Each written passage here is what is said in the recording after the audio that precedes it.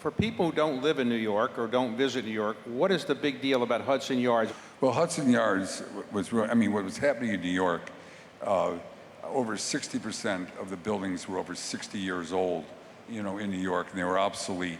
And New York was growing, and the hottest area of New York was a place called Chelsea, which was down there. And I saw the idea when the Hudson Yards came about to creating a live-work-place environment. I mean, people are looking for sustainable developments, and Hudson Yards, by building a live-work-play environment right in the middle of New York, there was a real need for it. And we were able to attract the corporations because they're looking for talent. And Chelsea was really the hottest part of the city where the young people are.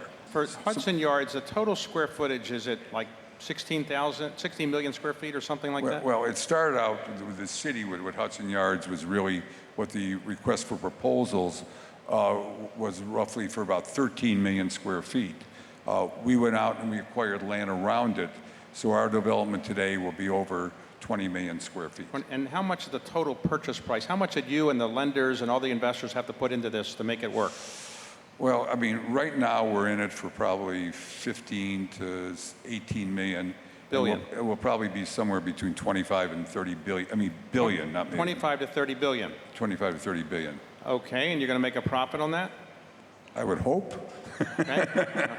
All right, so no project in the United States history, commercial project, has ever been that expensive. Even Rockefeller Center many years ago was modest compared to this. Is that right? If you look at it in terms of square footage, which is really, I think, how you'd measure, the size of something, it's the largest private development ever in the United States. So why didn't you consider calling it the Ross Yards or Ross Center? You didn't want to put your name on it?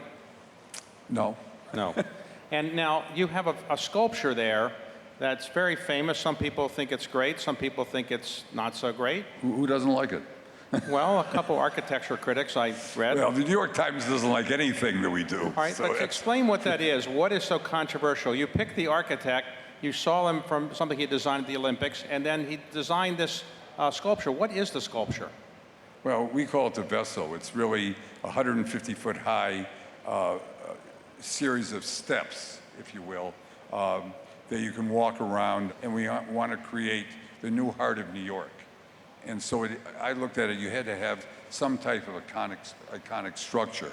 And if you look at New York, and I would look at, and I think, you take Rockefeller Center, which I looked as being the heart of the city. And every tourist, especially during Christmas, everybody goes to Rockefeller Center. And so I wanted some type of structure that would be a 365-day Christmas tree.